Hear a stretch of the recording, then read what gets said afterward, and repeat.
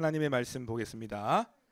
하나님의 말씀은 마가복음 1장 14절부터 20절까지 말씀, 저와 여러분 한 절씩 교독해서 읽도록 하겠습니다. 요한이 잡힌 후 예수께서 갈릴리에 오셔서 하나님의 복음을 전파하여 때가 찼고 하나님의 나라가 가까이 왔으니 회개하고 복음을 믿으라 하시다. 갈릴리 해변으로 지나가시다가 시몬과 그 형제 안드레가 바다에 그물 던지는 것을 보시니 그들은 어부라.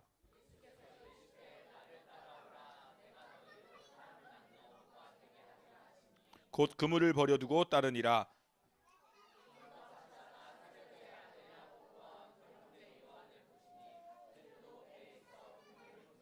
다 같이 있습니다. 곧 부르시니 그 아버지 세베대를 품꾼들과 함께 배에 버려두고 예수를 따라가니라. 아멘.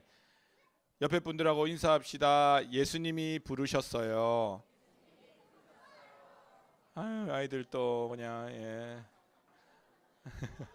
이거 풍선 다 쓴 거예요? 안 쓴 거죠 아직? 나중에 유튜브에서 또 컴플레인 들어올 수도 있는데 그때 또 하면 되죠 뭐 우리가 불고. 영화부 수련회도 하고 유치부도 수련회하고 유년부, 소년부, 초등부 우리 선생님들, 전선생님들 수고 너무 많으신데 그 곳곳에 우리 부부 선교회도 너무 수고가 많으시다는 걸 듣고 있습니다. 여러분 올여름 잘 이겨낼 수 있기를 바랍니다. 제가 오늘 좀 늦은 이유가 우리 영락교회 청년부 안에 신혼부부들 부서를 새로 조직하기로 했습니다. 그래서 오늘 처음으로 예배 마치고 잠시 모여라 했는데 한 30명은 넘게 있어요. 왜 놀랐어요? 뭐 안 될 일 큰일 난 거 아니죠? 그리고 느낌이 여러분도 해보셔 알겠지만 청년이 혼자 교회 나오는 것도 힘들고 남자가 혼자 나오는 거 힘들고 여자가 혼자 나오는 거 힘든데 남자 여자가 나와가지고 만나는 것도 힘들고 만나서 결혼하는 건 더 힘들잖아요. 결혼했는데 같은 교회로 합의를 해가지고 오는 것도 힘든데 본당 예배 드리고 부모님하고 밥 먹고 그냥 놀러 가고 이렇게 하는 게 쉽지 그것도 어렵죠 사실. 근데 그것도 어려운데 청년부 예배 와가지고 예배를 드리는 거 그것도 어렵죠. 근데 그렇다고 목사님이 잠깐 모이라 한다 해가지고 예배 마치고 그 앞에까지 그 귀한 걸음을 하셔가지고 앞자리에 모여 앉아 있는 건 더 힘들잖아요. 그 정도 왔으니까 느낌이 부부 선교의 느낌이에요. 얘네들은 그러니까 제가 처음 부부 선교 왔을 때 그 놀랬던 그 전투력. 이분들은 조심해야겠다. 이분들이 지금 애를 키우느라고 이 정도지. 그러니까 여러분들의 딱 한 10년 전쯤 느낌을 봤습니다. 근데 그들을 모아서 이제 부서로 만들기로 했어요. 그래서 그 이유는 여러 가지가 있는데 영락교회에 신혼부부로 오는 사람들이 진짜 많은데 그렇지 않겠어요? 엄마 아빠 결혼하고 이렇게 엄마 아빠 인사드리러 오고 막 이런데 이 사람들이 왔다가 그냥 가는 경우가 많고 믿음이 좋은 사람들도 어쨌든 영락교회로 터를 옮겨오는 그 계기잖아요. 근데 그게 갈 데가 없는 거예요. 우리가 갈 데 딱 한 군데 있어. 교구. 부부선교회도 못 와요. 부부선교회 이 분위기에 신혼부부가 딱 와서 앉으면 그냥 우리 김혜정 집사님이 옆에서 그냥 이거 먹어라 저거 먹어라 오신 거 아니죠? 신혼부부 아니시죠? 이거 먹어라 저거 먹어라 막 먹여주고 막 이러고 나면 집에 가서 얹힌다 그러더라고. 오히려 체해가지고 그 다음에 다시는 부부선교에 못 오게 되는 현실적인 문제가 좀 있습니다. 예외적으로 우리 또 이렇게 잘 적응하시는 부부 이제 또 연령이 맞아서 하는 경우는 있어도 어려워서 그랬는데 그 고민을 참 해결할 수 있게 됐어요. 그래서 임시 반장 세우고 오느라 오늘 안 세우면 안 되는 거예요. 7월 23일 날 예배 때 부부선교만 가는 게 아니라 그 신혼부부들도 한 30명 이상이 와서 이게 뭔가 하고 앉아 있을 거예요. 그렇게 해서 3040이 잘 세워져 갈 수 있도록 여러분들 기도해 주시면 감사하겠습니다. 오늘 말씀은 부르심이에요. 복음서에서 가장 공통적으로 나타나는 첫 번째 모습 중에 하나가 예수님이 제자들을 부르시면서 예수님의 사역이 시작됩니다. 오늘 말씀 보시면 14, 15절이 세례 요한이 잡힌 후에 예수님께서 본격적으로 하나님의 복음을 시작하신다 복음서가 이야기해 주거든요. 그러면서 세례 요한은 사라집니다. 그리고 예수님이 이제 그 세례 요한의 제자들을 포함해서 예수님의 제자들과 함께 복음을 전하시는데 그 내용은 때가 찼고 하나님 나라 가까이 왔으니 회개하고 복음을 믿으라. 우리가 만약에 좀 긴밀하게 성경 공부를 보자면 볼 게 너무 많지만 전체 흐름을 보는 거니까 예수님께서 하나님 나라가 가까이 왔으니 회개하라는 복음을 선포하시면서 제일 먼저 하시는 게 복음서에 공통적으로 제자들을 부르세요. 여러분 뭔가 귀한 일을 할 때에 예수님 입장에서는 기적도 행할 수 있고 이적도 행할 수 있어요. 그럼 뭐부터 하는 게 효과적이에요? 괜히 그 말도 안 듣는 제자들 데리고 부르고 찾아다니고 하는 것보다, 그래서 와가지고 예수님이 어떤 분인지 알지도 못하는 사람들 그냥 알려주고 데리고 다니고. 그러면 제가 요즘 신방 다닐 때 옛날 처음에 전사님들하고 같이 갔거든요. 한 청년 신방하면. 근데 밥값이 2배로 드는 거예요. 그래가지고 과감하게, 근데 그래도 그런다고 어떻게 전사님들은 안 데리고 가겠어요. 근데 어느 날 전사님들이, 그러니까 제가 굉장히 열려있는 리더인 거죠. 어느 날 전사님들이 목사님, 목사님하고 신방 다니니까 본인들 시간이 별로 없다는 거예요. 뭐 해야 되는데 목사님 따라다니는 뭐 이런 개념이라는 거예요. 그래서 제가 과감하게 잘 됐다 싶어가지고 그러면 알았어요 하러 그렇게 하고 이제 그렇게 한 지가 벌써 3, 4개월. 그래서 신방비 소모 속도가 한 2배는 느려진 것 같아요. 너무 감사하게 하고 있는데, 그러니까 그렇게 전도사님들하고 같이 다니는 것도 애로사항이 있잖아요. 만약에 제가 능력이 있어가지고 내가 예수님이라면 하나님 나라를 이루어가야 되고 뭐 상공상을 세워가야 된다, 어려울 거 없어요. 딱 아프신 분들 나오세요. 착착착 막 낫고 막 뛰어다니고 막 못생긴 사람들 나오세요. 강남 가지 마시고 싹 만졌더니 원하는 대로 아니에요? 눈꼬리 다시 만져주고. 그게 된다면 그렇게 하시면 되는데, 예수님은 철저히 누구를 부르시냐면 제자를 부르셨어요. 근데 그게 하나님의 방식이에요.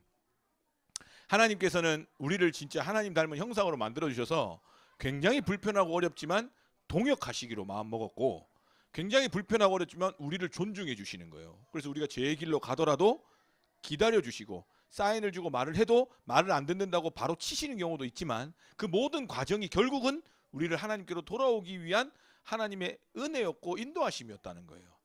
제가 오늘 방금 지금 요나 이야기를 하고 왔는데, 요나는 하나님께 불순종해서 벌을 받았죠.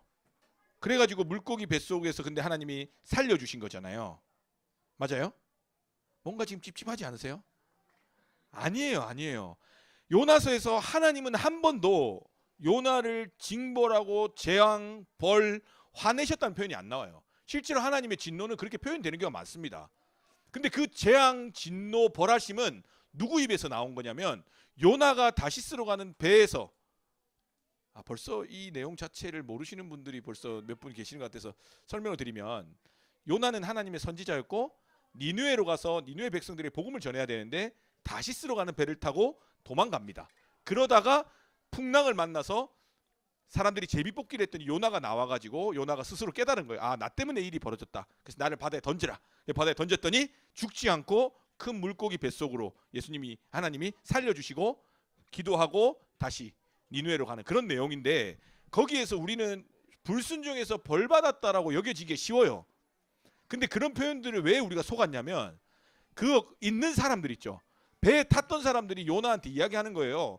야, 이렇게 우리가 재앙을 당하고 벌을 받고 어려움을 겪는 게 누구 때문인지 뽑아보자 했더니 요나가 뽑혔다 보니까 우리는 당연히 하나님이 재앙을 주고 벌을 주신 것이 요나 때문이구나 생각했는데, 제가 이번 주에 묵상하면서 확실하게 깨달은 한 가지는, 하나님은 요나를 벌하신 게 아니라는 거예요. 하나님은 요나를 예비하신 거예요. 하나님은 요나를 기다려주신 거예요. 하나님 요나를 부르신 겁니다. 풍랑을 통해서. 근데 풍랑을 통해서도 요나가 못 알아챈다니까요. 풍랑이 오니까 선장이 요나한테, 야, 너 뭐 하는 사람이냐면, 선지자 정도면, 하나님의 말씀을 대언하는 선지자 정도면 그 부르심 앞에서 내 잘못입니다 뭐 이렇게 나와야 되는데, 선장이 배에 탄 사람들한테 전부한테 이렇게 얘기한 거예요. 빨리 너희들 믿는 신한테 빨리 이거 문제 해결해 달라고 기도해라. 그럼 요나는 어떻게 해야 돼요? 여러분들 잡신들은 가만히 계세요. 내가 믿는 하나님 기도, 이렇게 나와야 되는데 요나가 뭐 어떻게 한 줄 아세요? 그 이야기 들었을 때 침묵합니다.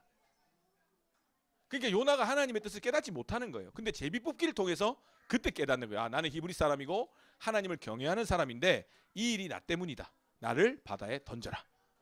그러니까 하나님은 벌하신 게 아니라 하나님은 요나를 다시 회복시키시고 인도하신 거예요. 왜요? 요나를 통해서 니느웨에 하나님의 복음을 전하려고. 하나님은 그냥 다른 사람 세우셔도 되는데 계속해서 우리를 통해서 일하신다는 겁니다. 그게 바로 제자들을 부르시는 이유인 것입니다. 요나를 부르신 하나님께서 오늘 여러분 한 분 한 분을 부르신 줄로 믿습니다. 옆에 분들하고 인사하세요. 하나님이 나를 부르셨어요. 자, 요렇게만 해놓고 하면 이제 또 우리의 본성을 따라 하나님이 부르셨구나. 그래서 뭐 어쩌라고 이렇게 나올 수 있으니까. 뭐 불렀으니까 왜 불렀어요? 왜 여기 있어요? 이 정도로 끝나니까 하나님 부르신 이유가 있다. 하나님 부르신 이유는 첫 번째 가정에서 하나님의 나라 이루라고. 하나님께 영광 올려드리라고. 그게 뭡니까? 예배하는 겁니다. 예배가 어떤 겁니까? 찬송가 부르고 기도하고 이것만이 예배가 아니라 하나님의 말씀으로 서로 사랑하는 게 다 예배입니다. 그러라고 부르셨고, 그 다음에 이번 주에 지난주에 유승아 집사님 간증하셨다고. 근데 제가 그 간증을 잘 듣지 못했는데 많은 부부선교 식구들이 막 유승아 집사님 난리 났다고 막 그러던데, 제가 그 현장을 다녀온 목격자로서 간증을 좀 잠깐 하자면, 유승아 집사님한테도 말 안 했던 내용인데, 제가 어느 날 기도하는데 유승아 집사님의 시아버님이 계세요. 너무 개인적인 이야기지만 그 시어머님이 올해 권사님이신데 돌아가셨어요. 근데 의료선교를 제가 만났던 사이라서 알고 있었습니다. 그런데 위임 목사님께서 우리 유승아 자매님 부부가 3040을 새로 이렇게 전담 목사 한 거에 대해서 되게 고마워하고 막 이런 했다고 위임 목사님한테 들었어요. 그래가지고 제가 마음에, 근데 이름을 몰랐거든요. 이름 모르죠. 제가 박봉수 집사님 알지, 뭐 부부선교 이름 제가 사실 다 잘 모릅니다. 그냥 얼굴은 확실히 알지만. 근데 그 이제 이름 모르니까 뭐라고 적어놨냐면 박봉수 집사님 아들 내외 신방. 왜냐면 그때는 3040에 대한 의혹이 넘쳐 있을 때라서 내가 다 만나리라. 근데 지금 6개월 동안 몇 번 못 만나서 죄송한데, 근데 그렇게 하고 잊어버렸어요. 그리고 6월달에 혼자 기도하는 중에 생각이 나서 다시 카톡에다 적어놓은 거예요. 박봉수 집사님 내외 신방. 그리고 그 이틀 뒤에 유승아 집사님 개인톡이 왔어요. 그래가지고 내가 처음에 뭐 신우회 어쩌고 저쩌고니까 우리 너무 잘 되고 좋은 일이니까 하겠다고 해놓고서는 교적을 봤어요. 왜냐하면 신천지일 수도 있잖아요. 신천지일 수도 있잖아요. 저는 여러분들 안 믿습니다. 오직 하나님만 믿습니다. 신천지일 수 있잖아요. 갔더니 막 이상한 데 가가지고 막 사진 찍혀가지고 3040 사역 날아갈 수도 있잖아요. 그래서 조회를 했더니 집사님 며느리시였던 거예요. 그래서 제가 얼마나 은혜를 받았는지 몰라요. 하나님 뭔가 하시려나 보다. 그리고는 이제 이야기를 들어보니까 난리가 났더라고. 그리고 가보니까 또 9명의 분이 계신데 그 9분도 사연들이 다 있는 거예요. 그래서 야, 하나님이 부르셨구나. 제가 이번에 확실히 또 하나님을 만났습니다. 저는 다 신방 가면서 어떤 일이 있냐면 그렇게 되는 것 같아요. 위로하고 뭐 이렇게 제가 하는 것 같은데 하나도 그런 게 아니고요. 이제 확실히 알게 됐어요. 그래가지고 이제는 이런 말도 자신 있게 해요. 제가 뭐 좀 사주고 뭐 어쩌고 같은데 세상에서 있는 뭐 크고 작은 돈 이런 거 뭐 다 어차피 교회에서 받은 사람이고 그거 뭐 주고 받고 하는 문제가 아니라 거기 가니까 하나님이 다 계시더라고요. 하나님을 다 만나요. 이거 말고도 진짜로 막 많은 이야기들이 있지만 이제 오늘 이 정도로만 마무리해서 다시 정리해서 말씀드리면, 하나님은 지금 살아계시고요. 그리고 하나님은 여러분들과 함께 하시고요. 여러분들 다 아시고, 그리고 여러분들을 부르세요. 그 부르심에 근데 우리가 다 응답하기가 어려운 게 우리 여건입니다. 목사님 지금 막 불러가지고 신났다고 최근 6개월 하나님 은혜 받았다고 막 이렇게 말하는 거예요? 예, 맞습니다. 예, 그런 상황이고요. 그 이전을 돌아보면 그렇지 못한 때도 참 많았어요. 그럼 어떻게 하는 거냐? 그렇게 하나님을 만난 부르심에 있는 사람들이 또 그렇지 못한 사람을 위해서 진심으로 사랑으로 기도해주고 함께 해주는 겁니다. 그러다 또 내가 또 좀 처지면, 그럼 또 여러분들이 저한테 목사님 그때 하나님 만났다고 막 열변했을 때 언제인데 지금 왜 낙심해가지고 아무것도 안 하려고 그러냐, 그런 날이 올 수 있거든요. 그럼 그럴 때 또 카톡을 보내주십니다. 장문으로. 목사님 실망했습니다 이러면서. 그럼 또 보고 회개하고. 그렇게 하나님 나라는 세워져 가는 겁니다. 어느 누구 하나 연약하지 않은 인생이 없고요. 선지자였던 요나 역시도 다시스로 갔습니다. 그러나 하나님이 부르셨다는 거예요. 그러니까 여러분들이 이렇게 귀한 분들 많이 불러주셔서 얼마나 감사한지 모르겠고, 또 새 얼굴도 많이 계신데, 새 얼굴이 계신데 우리가 숫자가 그대로라는 건 헌 얼굴이 또 어디 가셨다는 소리인데, 헌 얼굴들도 찾아서 기도하면서, 우리가 여건이 지금 원하지 않잖아요. 그래서 그런 하나님의 부르심에 응답할 수 있는 우리 귀한 부부선교 될 수 있기를 주님의 이름으로 축복합니다. 기도하겠습니다. 사랑이 많으신 하나님 감사합니다. 죄 많고 허물 많은 우리들을 하나님의 자녀 삼아 주시고, 또 이렇게 하나님의 귀한 예배의 자리로 불러주시고, 또 쉽지 않은 또 시간들 속에서도 하나님의 말씀을 묵상하며 나누며 서로 격려하며 위로하는 이 시간 허락해 주심에 감사드립니다. 하나님께서 하나님의 능력으로 하실 수 있음에도 우리 사랑하셔서 귀한 하나님의 사역에 우리를 불러주시고 제자 삼아주시고 하나님의 백성 삼아주셔서 동역하게 하신 그 크신 은혜를 기억하게 하셔서 우리의 삶의 자리자리마다 하나님의 부르심으로 응답하며 나아갈 수 있는 우리 사랑하는 부부선교회 될 수 있도록 인도하여 주시옵소서. 특별히 우리 부부선교를 이끌어 가시는 우리 회장단과 또 우리 조장들과 많은 하나님의 사람들이 있습니다. 하나님 지치지 않도록 은혜 주시고 건강도 마음도 영혼도 하나님 주신 은혜 가운데 날마다 새로워지는 거룩한 성령의 능력으로 잘 감당하실 수 있도록 하나님 늘 동행하여 주시옵소서. 이제는 우리 주님 예수 그리스도의 은혜와 하나님 아버지의 놀라운 사랑과 우리의 마음을 하시며 우리와 함께 하시는 성령의 교통하심이 예수님께서 제자를 부르셨던 그 부르심이 다름 아닌 나를 향한, 나의 가정을 향한, 나의 직장과 삶의 자리를 향한 하나님의 부르심이라는 것을 기억하며 믿음으로 고백하며 나아가는 우리 사랑하는 부부선교의 모든 식구들 머리 위에 그들의 가정과 자녀들과 또 간절한 기도 제목 위에 또 우리가 섬기는 선교사님과 영락교회와 이 나라 이 민족 위에 이제로부터 영원토록 함께 하시기를 간절히 축원하옵나이다. 아멘.